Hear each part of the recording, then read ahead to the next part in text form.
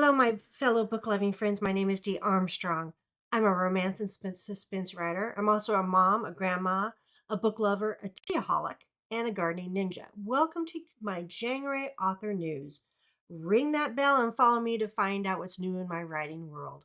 Put the kettle on, grab some tea, and let's chat. I love January. Everything is crisp and clean. There's a touch of hope in the air, and anything feels possible. January is a renewal month for you and me, a renewal of a new you in a new year. It doesn't matter if you set your goals on a sticky note or spreadsheet. January is a time when you can dream as big as you want, and you have a full year to make that dream come true. This year, when you're setting goals, think of yourself as a swashbuckling sailor. You're swaggering, dashing, and daring, a daredevil, full of heroism and, dare I say, romance. You're the captain of your own sailboat, and you're in the middle of the ocean. You stand at the helm. The boat rocks beneath your feet, and no matter which direction you turn, you're surrounded by water. On the horizon, everything you want is waiting for you. But first, you must decide your direction. Until you decide your course, you will continue to rock in the waves and drift with the current. Your direction or your course are your New Year goals. Only after you set your goals will you be able to set off on your journey. Think of your goals as a treasure map. Just like there are 7 seas to travel, there are 7 goals to set: faith, family, self, financial, social, career, and I have a new one for you: creativity. You want to dive deep with your goals. For example, faith could include filling your spiritual well daily with touchstone time with God, prayers and inspirational books, attending church or small groups, or giving back and blessing others. Family isn't limited to your spouse and children. Going deep means, how's your relationship with your parents, your siblings, your in-laws? Keeping a connection takes purposeful planning and scheduling. A simple call, or maybe just texting a picture or an in person visit, puts a positive emotional deposit into a loved one's heart. The more positive deposits you make, the closer you will hopefully become. Now, going deep with self could include physical and mental health goals, getting enough sleep, learning new things. I call these goals my all about me goals. Now, at first, I was afraid to put that in, the all about me, because it sounds so selfish. But you know what? If I'm not taking care of myself, how will I be able to continue to care for my family? If I'm not growing spiritually or intellectually, then my family isn't either. Now, social could be everything from new friends to connecting with old friends, mentoring others, expanding your work contacts, or having a weekly tea time with friends. Financial goals include setting a budget, saving for future kids' college or summer vacation. Now, I understand what it's like to just be starting out. When my husband and I first got married, he was enlisted and times were tough. And sometimes you think, how am I supposed to save for the future? I can barely make it through. And that's why I'm suggesting you check out Dave Ramsey at ramseysolutions.com. He is the master of money management. Now, career. What do you want out of your career? Do you love what you're doing? If not, what do you love to do? And how can you make money at it? Do you need to reinvent your career path? Do you need to sharpen your skills to move up? Is your current job a stepping stone to a better job? How can you positively influence your work environment? And now, creativity.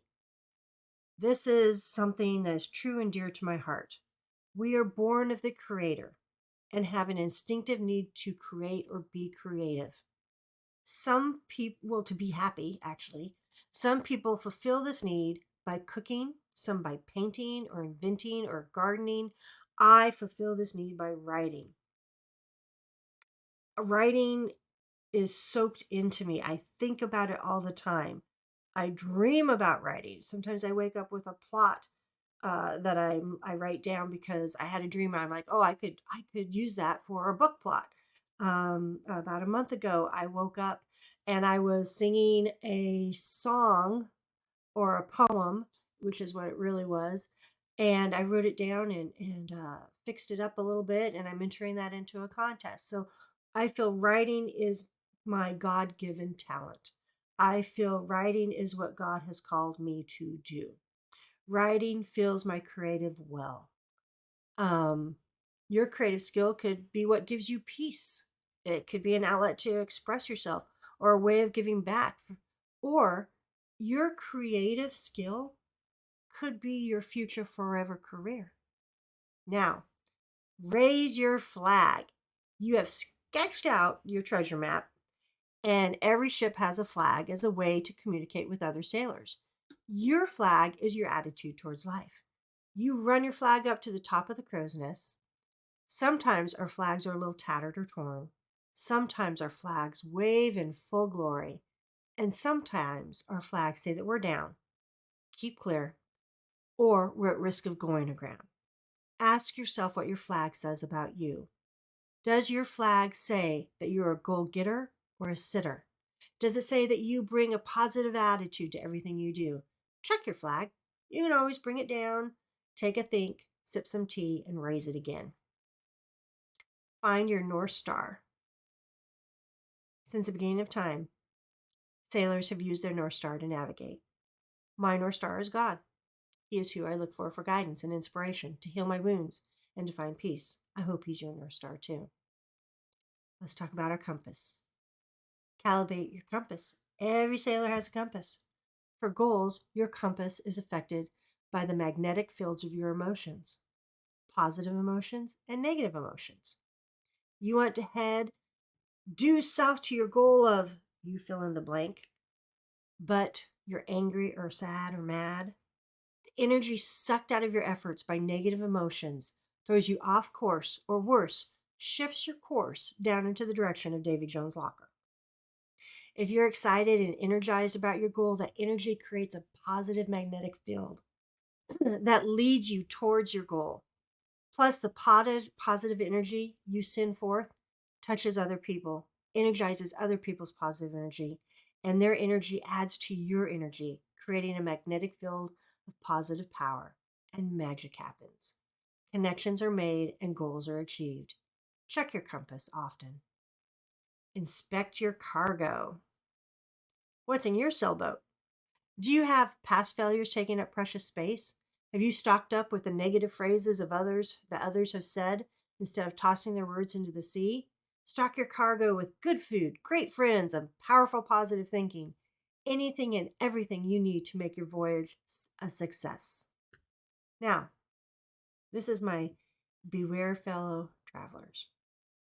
The sea is filled with naysayers, creatures that circle your boat waiting for you to fail, or they cling to your hull hoping to drag you down to the ocean floor, or they appear like mermaids, beautiful and seductive, singing sweet melodies in your ear of other dreams and distractions to pull you off course. As captain of your ship, you must remain steady with your purpose, solid in your intent, and courageous with your actions. Are you ready for 2024? For your new adventure? You plot your course, you raise your flag, you check your compass, and hoist your sails. But wait, nothing happens. Your sails fall flat. You wait some more. Your goals are on the horizon. You can see them. Still, nothing happens. Your sailboat doesn't move. Why? The wind your sailboat needs to move is generated by your actions. Your journey and success are powered by you. And your journey doesn't begin until you act. When you decide to take action and continue to act, you will sail across the 7 seas and your 7 goals. You might hit rough seas, but keep looking to your North Star, keep your compass handy, and your flag flying high. Now, back to my writing news. I'm working hard to get JD and the Broken Promise to my editor in March. In February, she goes to my beta readers. In March, to my editor. And then we have some polishing that usually happens, and hopefully JD and the Broken Promise will be in your hands in June.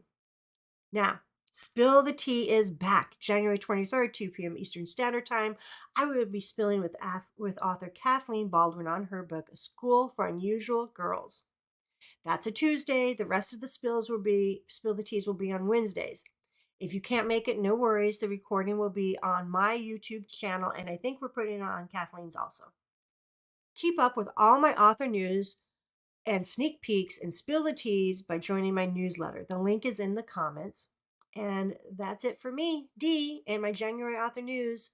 I want to thank you for being a book loving friend. I love sharing with you.